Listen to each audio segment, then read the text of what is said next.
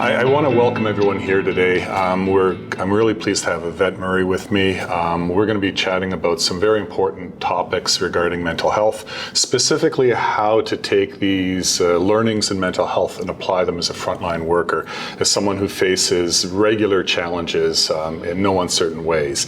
However, to get started, I'd just like you to get to know Yvette a little bit more. So, Yvette, what is something you think they should know about you?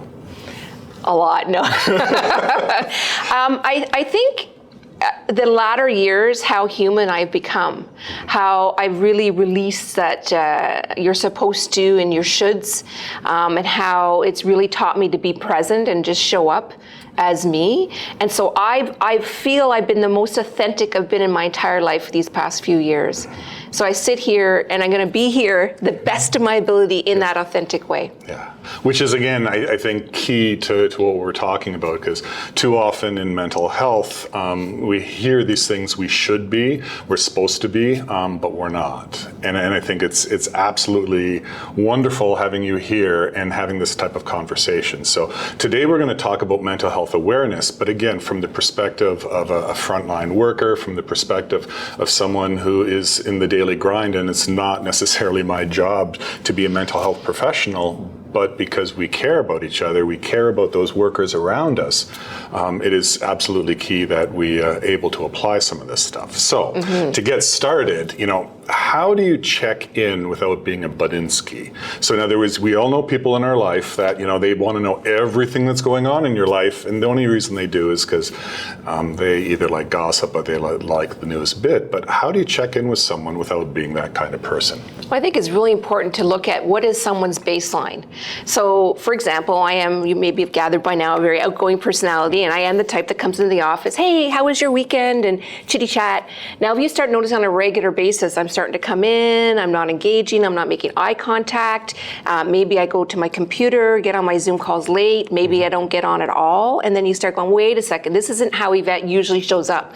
Something's up, and asking me about it. On the other hand, you might have someone that is a quieter personality who literally comes into the office, goes straight to their computer and gets to work. This does not mean they're going through mental well-being decline. So I think first off is just recognizing how is someone usually showing up, and is something changed, and asking about it. So it could be something like, hey, how are you doing? Yeah. And and I often say, how often do we do this? Hey, how are you doing? And we're out the room before we even get a response. Yeah. Or better yet, I remember I had a participant in a class, and she had a hoodie on, and it said, how are you doing? And right underneath it says, fine, thanks. And then it said, no, really, how are you doing? Because when we ask that question, we expect, fine, oh, I'm good. No, you're not. Yeah. Why are you saying you're fine and you're good when you're not, and preventing yourself from getting that extra help? So starting the conversation with, I noticed that. Usually when you come in the office, you're engaging, your giggles and smiles, and I've noticed the past few weeks, you're not doing that. Is there something happening? Is there something I can assist with or help you with? It sounds to me then it's more important to show that you care than necessarily go in and diagnose what's wrong. Because as soon as you say what's wrong with you, you've already presumed that there's something is.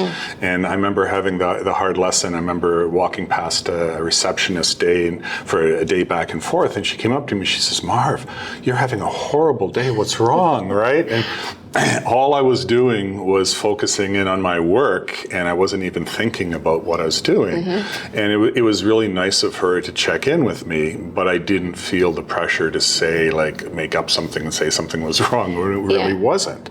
So the check-in process is something that it sounds like there's a light touch to it. It's not something that has to be heavy. In fact, it's probably better to be a lighter touch.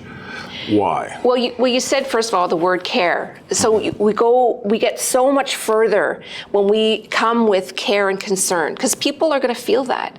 So if you come from, I'm going to diagnose this, and I'm here, I'm going to fix the problem. You got to remember that support does not equal fixing. Support does not equal fixing. And how many of us, especially if you're in leadership roles or if you're part of a team, you want to go into that, okay, we have a problem. Let's fix this. Yeah. And sometimes support literally can mean being there with somebody when they're in their pain, or when they're emoting, or when they're perceived to not have such a great day going on. So it's really important to not put your preconceived notions of what's actually happening for them. And sometimes people need to be in their stuff, and it's part of their healing. And as long as they're not at risk of harming themselves or others, I think that's a huge component there. But not jumping to that, here's the thing.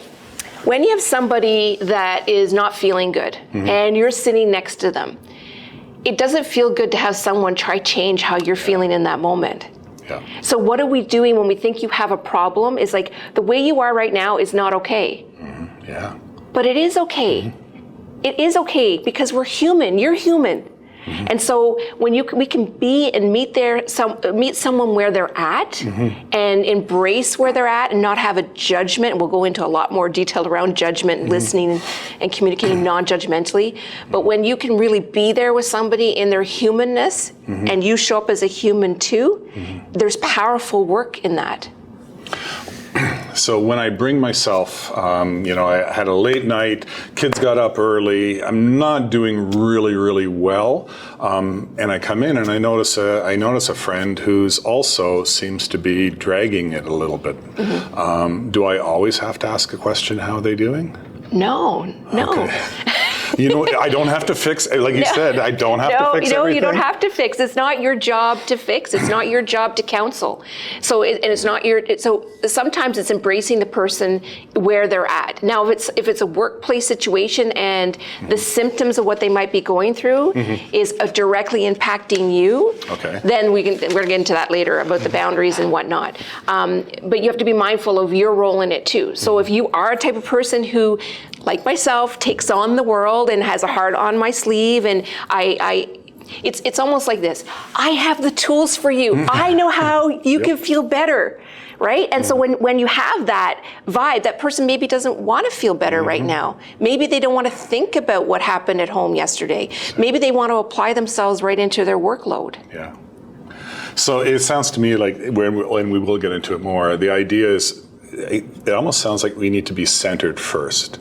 We need to make sure where we're coming from in our head makes sense before we start thinking that we can help someone or ask questions. Make sure that I'm prepared to take on this space to find out what they have to say. Yeah, and I think it's a few things that are important is don't make things mean things. So what my behavior or my actions or my thought process can mean certain things to me, but maybe not to you. Maybe it's completely different. So I use an example of being mindful of someone's body language. So the universal thing is, if you cross your arms like this, that people perceive you as being, standoffish, maybe not engaged or stonewalling. But what if this is comfortable for someone? What if this is giving themselves a hug, or what if they're cold? So always ask if there's certain phrases that someone uses or certain demeanor in their face changes. Ask them about it. So you shared at the beginning about your assistant saying, you've had a really bad day, Marv, grumpy right? face, grumpy face, right? So I can relate to that because I know when I'm on a project, I have I am focused, angry face. And if people didn't know, they'd be going, wait, Yvette's really mad. Someone's made her mad. I'm not going to swear here. but it's like, no, it's because for me, when I'm focused, I'm determined, I'm zoned, like it's almost tunnel vision, right? And so it could be perceived as I'm upset. So asking me, like your assistant asked you about that or had started that conversation around that with you. What are some other assumptions that we should be aware of where, like you say, it might be on night shift, it could be a really, really busy. What are some assumptions when we notice something about someone that possibly we're going to want to check? First off, you already mentioned the body language. Don't right away assume that you understand someone else's body language. What else should we be, what should we, be checking in with ourselves before we actually start going out and saying, how are you? How's your day? Yeah. Is there anything else that we should be aware of? Well, I think first and foremost is being in care of yourself and being aware of how you tick, because for some, taking it, having the challenge of not taking it on. So if someone that you're working with that you care about is upset, having the ability to not take that on for yourself, and then you become upset or angry. Yeah. It can be contagious, I like to say, right? So being mindful of what supports do you need in support of another. Being very aware of, when you're helping someone going through a mental well-being decline, it can be challenging, it could be tough, and it can directly impact you. So sometimes the symptoms that the person is going through can directly affect how you show up. And so being mindful of that you're a part of this picture too. And so quite often when we get into that rescuing or I'm going to fix them or help them, it's all about that person, but you're in this conversation too. Yeah. And so, maybe someone shares with you that someone in their family died by suicide, for example. Maybe you have in your own history or your own background of something and it re-triggers, it brings up all the emotions again. So you may not be that person to best support that individual. You could always find someone else who can, that is still providing support. So it sort of relieves that pressure of it has to be you or me. If you're not in the position to do it, find the supports that help you, and then also you can find someone else that will help instead of you, because maybe you're not in the place to do that. You're raising a really good point here, because one of the things about this program, Mental Health Advocate, is the idea that we're here for support, we're here for help. We are not the first aid providers. We're not the ones racing in with the lights going on. We're sort of like, if you want to use the analogy, we're the glue to make sure that this workplace is as functional as it can be. And there's a lot of dysfunction out there. I remember coming into work one day, and this is retail food, and going up to a buddy, and he was working on produce, and I said, wow, the counters look really good. He looked at me, he said, F you, right? And I was not expecting him to say that, right? I'm going, okay, I'm just going to keep walking, right? So again, the idea of not taking everything on and thinking that you've nailed everything. So afterwards, I realized, space is a good thing, and he's usually not like this, so I don't need to carry that weight. Does part of me carry the weight? It's hard being told to F off and not carry a little weight, right? However, I realized, no, let's just step back, keep walking. So later that morning, he came up to me and he said, were you serious about what you were saying back there? I said, yeah, I thought the counters looked good. He goes, I'm sorry, I thought you were jerking my chain by saying I hadn't done enough. I said, no, I get that. I know it was maybe it's not my place, but I just thought the counters look great, and I saw you working, and I know how hard you work. And he goes, well, yeah, I know. Well, thank you, right?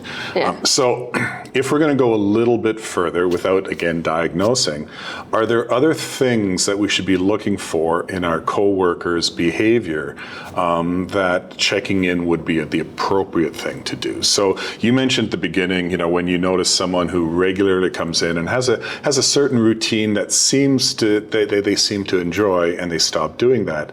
Are there other signs that we should be aware of? Again, not to diagnose, but to simply say, now that I'm aware of it, maybe I can check in. What else might come under that list? Yeah, so some people might be going through a mental well-being decline or a problem, and maybe not necessarily having a mental health illness or disorder. So it could be something that's happening that they're just managing for a period of time. And it's really important to note that if this is going on for a longer period of time, early intervention is key, because you want to avoid it going into perhaps a mental health disorder or an illness. And so some of the things, could be everyday human things like short outbursts of anger or frustration, not concentrating. One really good, one really good tool to support with thoughts is cognitive behavior therapy, where you work with a therapist, or online, lots of programs online as well, where you look at what are your thoughts and are they healthy for you, or are they actually bringing you down? So relating back to the gentleman there with the counter, right? His thought already went to, he's being sarcastic, he's yanking my chain, right? And so his mindset and looking at that scenario, maybe he didn't have healthy for himself thoughts about that, because you were genuinely coming from a good place. And so really looking at, what are these thoughts, things that humor, things you found funny before isn't so funny anymore. Maybe things that you used to enjoy at home, or activities you stopped doing, being late. And what we call presenteeism and absenteeism, where someone may not be physically absent, but they're present, but they're really not there. They're really not being productive and functioning. Not taking care of oneself. Like literally for some people, brushing their teeth is the biggest event of the day. Yes. If they even get to that. And so these are some of the, maybe excessive use of substance, gambling, increased gambling, things of that nature as well.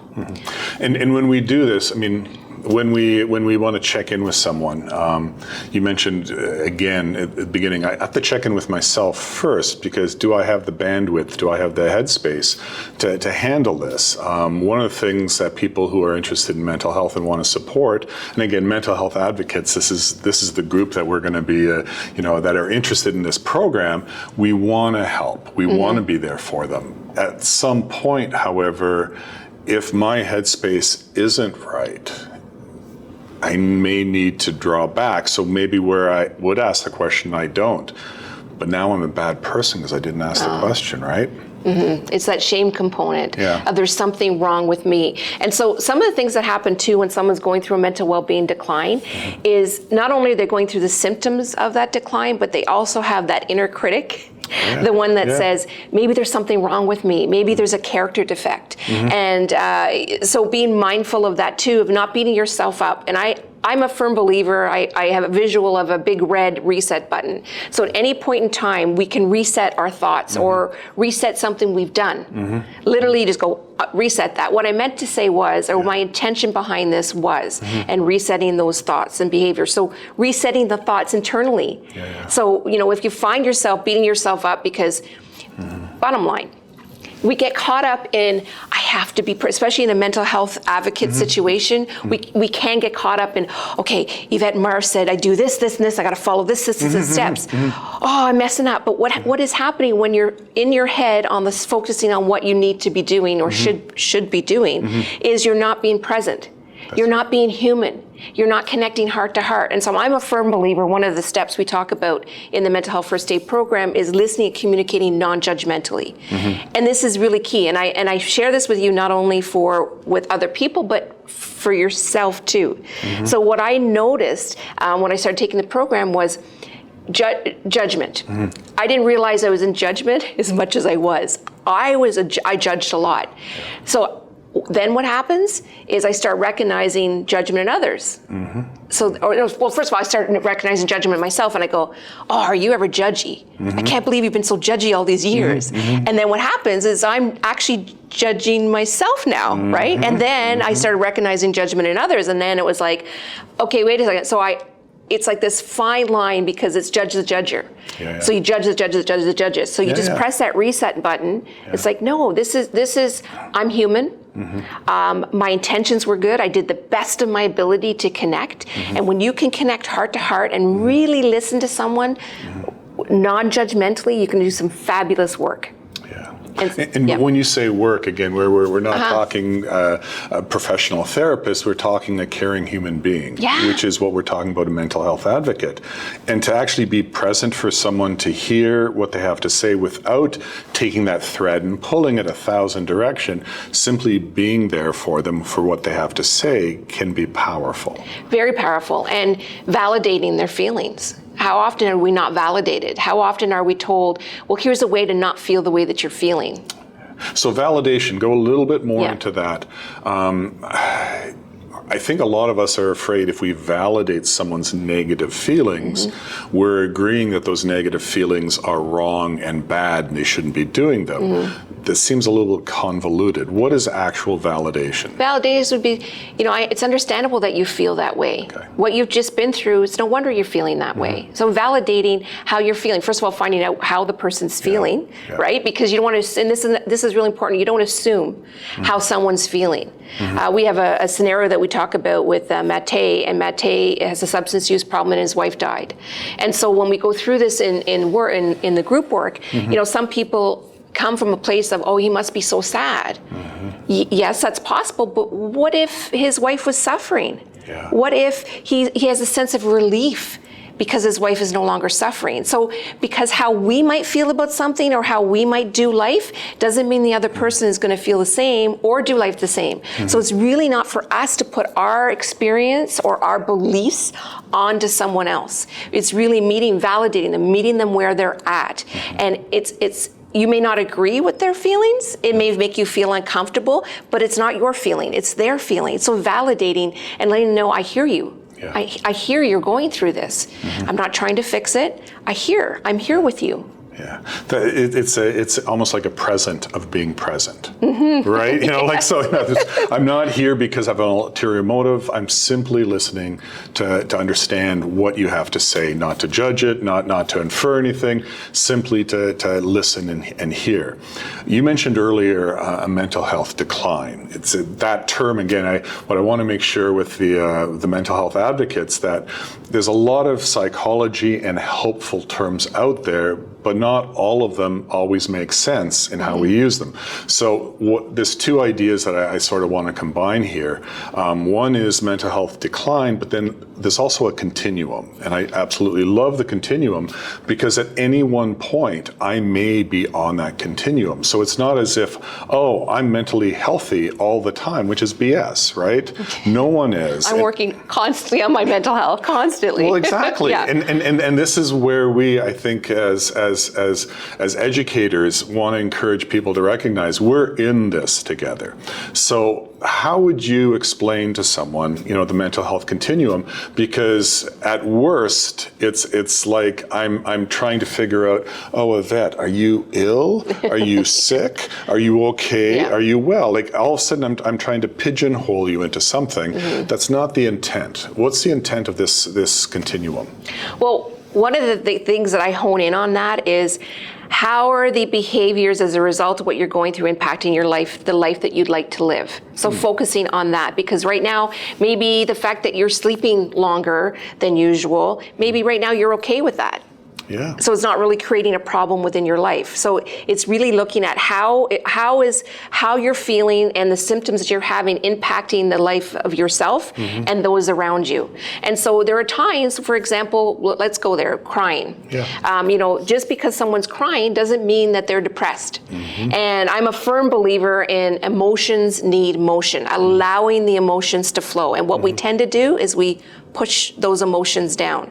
And so I use the analogy of the beach ball. If you ever had a beach ball and you try to push the beach ball down underwater, push it, and it's really, really hard, push, then what happens when you release it? Poof, it comes up tenfold. So it can come out in lashing out at someone, taking your anger out on someone, maybe lashing at yourself, taking your anger out at yourself, if you're not managing those emotions. And it is actually proven that tears, when they're released, actually release what they call feel-good endorphins that actually help with both physical pain and mental pain. So I'm an advocate for have those tears flow, allow them to flow. Some of the continuum has, like you said, so you're sleeping in longer doesn't mean you're necessarily depressed, or you're not sleeping enough. Again, doesn't mean that there's something wrong. This is more along the lines of, in how to apply this as a mental health advocate, is simply, where are you at? How are you feeling about that? Versus right away saying, that's not good, which you're now adding to their voice on top of it, right? So it sounds to me at the beginning, this continuum is about wherever you are, have you identify, where you are and how do you feel about that? Because That's right. You know what? Yeah, no, I've had a couple rough weeks, but I'm fine. So you're supposed to believe me when I say that, right? Yeah, and not go. First thing is, you're not the journalist. Yeah, okay. To remind yourself, you're not, as advocates, you're not the journalist. You're not the who, what, when, why, how, and then what happened, and then what happened. No, because it's really not about the story. If they want to share it with you, that's one thing. But it's not for you to dive. You're not the investigator. It's not an interrogation with the spotlight on you. So being very mindful and building that rapport and that trust. So you may not build rapport and trust if you're going in as the journalist, because they may feel, what's the alternative motive here? Are you trying to take my job over? Like what? So you're trying to make me look bad, right? There could be that sort of missed impression. So really coming from a place of, I'm here, and if you don't want to share right now, I'm available to share, and when you are ready. It's so important not to make the person your to-do list. Yeah. So for example, if someone shares with you, and you go, okay, great, and you get on a website and you okay, here's some tools for you, support systems. Would you like me to show you? Yes, great. And the two of you are in there, all fabulous. And then the next day, did you follow up with so and so? Did you do what I told you to do? Ouch. That's not your job to do. It's at their own pace. And I will follow it up with this.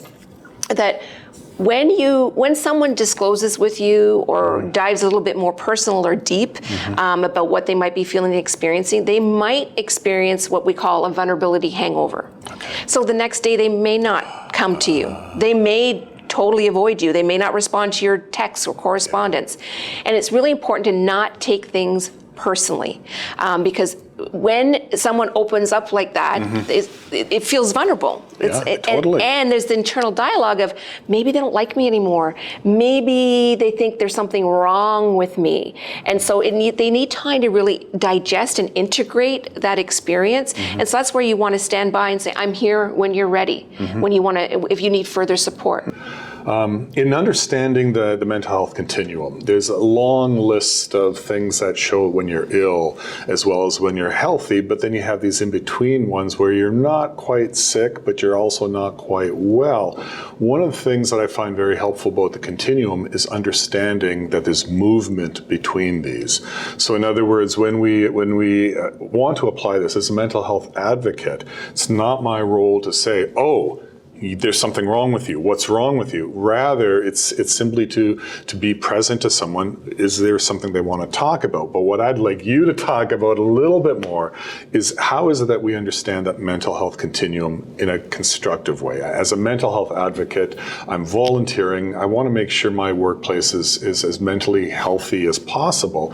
How do I take that piece of understanding and make it work for me? Like how do we make the mental health continuum functional? Yeah, well, recognizing, like you said, that people go through different emotions and different feelings and different scenarios impact them in different ways. So being mindful of, I find it always very helpful to go back to asking the question of the individual. How is what you're going through impacting the life that you'd like to live? Yeah. Because sometimes, for example, if you sleep a little longer, for some people, they don't mind that. They're like, you know what, I for years I've been not sleeping and I just need that extra sleep, and they're okay. But if they're sleeping to the point where they're not functioning, they're not showing up to their job, maybe they're not at home engaging, so then you go, okay, maybe there needs to be a little bit more support here. So when you have the continue, you have someone that might have a healthy mind, mental health, and is doing really well all around. And then sometimes you might have a healthy mind, but then some of the things are starting to creep up that you can take the tools, and we'll talk about self-care later, to help manage those types of things. So I think really look at where you are on the continuum, because we all go through up down. We could even do it within a day. How often just within a day, that 3 o'clock for some rolls around and you're like, oh, I just got no motivation. I don't want to do anything. And your energy starts to go low, and you might start getting that negative self-talk happening. And I call it the downward spiral, where you start up here, next thing you know, you're down here. So being mindful of when these things happen, what supports that you need to help work yourself through them. And it's really important that early intervention is really key in getting the support that you need to help prevent it from getting to the point where you're not functioning. Yeah. So if I notice someone and they're saying, I'm fine. Earlier we talked about, being fine is potentially one of the biggest lies. However, that being said, it is their responsibility to own what they say, correct? Because sometimes this thing, I'm fine, it means that, there's a boundary here and I don't want to go there. That's right. And again, you're not the journalist. You're not somebody, the who, what, when, why, and how. And it's not your job to investigate or to interrogate. If the person feels they want to share something with you, you can hear, but it's not, okay, and then what happened? And then, because it's really not about the story of what happened. It's about how the person is feeling and experiencing as a result of what's happened. And so sometimes we can get caught up in maybe the drama of it or the excitement of something. Oh, what happened at home? And it's really about looking at how you're showing up is impacting your life, how the signs and symptoms that you're going through are impacting your life, and being not labeling them. It's so important. We're not labeling, we're not stigmatizing it either. Giving yourself some grace and compassion, not only for yourself in support of another, but also for the person going through it as well. I think, one of the biggest healings I've had in my lifetime is when I was studying to be a psychotherapist, and we had to go through our own therapy and our own group work. And it was that moment that I recognized pain in another. And I went, you mean it's not just me? You mean others feel this way too? Because when you're going through a mental well-being decline, that not only are you going through the symptoms of the decline, you also have that negative self-talk that might be saying, there's something wrong with me. Maybe there's a character defect. And so when you can recognize in another that they may be going through something similar, that provides that hope and optimism that it is possible. It doesn't feel so lonely either, that someone else might feel that way. And on that note, I'd like to also stress that maybe stress wouldn't be the best word because we don't want to stress things here, but it's that no one necessarily experiences the exact same thing. So somebody might be going, for example, through anxiety disorder or an anxiety problem, and how I might experience and what might help me and work for me may not be the same as you. We literally are all like snowflakes. Every one of us is unique. So there may be similarities in some of the things that you might be experiencing. Maybe someone going through a panic attack may have similar experiences, but it doesn't necessarily mean what helps them. So I'll give you an example. We have one participant shared with us when we talk about panic disorder and panic attack in our course, and she's one of the things we guide is to breathe, follow breathing, and using your hands. Use your hands to breathe in, and have the person do this with you. Breathe in and out. And she shared, I have a panic disorder, and if someone started to do breathing with me, she said it would just irritate me like you wouldn't believe. So there's a perfect example of someone that it works for a lot of people. It does, to actually stop. When you still focus on your breathing, it helps get away from all the energy that's going on in your mind and brings you into your body and helps you focus on something other than what's happening up here. But for this individual, that wasn't going to be working. So what you can do in a situation like that is ask, and I'm going to do a little bit of a quote here from Jerry Maguire and age myself too. I know which one you're talking about. If you don't know Jerry Maguire, Google it. Okay, so Jerry Maguire, help me help you. So it's no longer us coming in with our tool bag going, this is exactly what you need to do because it worked for me, so this is I got the solutions for you. No, it's how could I best support you? That's right. What do you need from me right now? Because again, what might support me or what support might look like for me can be completely different than for you. Wow. All right, to draw this together, this has been a great session, by the way. Thank you so much. We're talking about awareness. We're talking about, how do we recognize signs? How do we check in with people? The fact that all of us at any one time can be at a different place on the continuum. It's not wrong or right. So any final words to sort of wrap things up on the idea that as a mental health advocate, we want to be aware of our workplace, we want to be aware of our co-workers, and what are the 2 things or 3 things that we should be aware of being aware? Okay, so being human and recognizing that when someone feels heard, they feel like they matter and they belong, cooperation is strong. When they feel they're not ousted, they're part of something, and they feel like you get them, even if you don't agree with what they're going through, but you're there and you're connecting heart to heart in a non-judgmental way, really listening can do some fabulous work. And I said work earlier, and what I really mean is service. When you are really listening and communicating non-judgmentally, you're being of service. And I think the role as a mental health advocate is really showing up and being of service to the best of your ability. Awesome. Thank you so much, Yvette. Pleasure.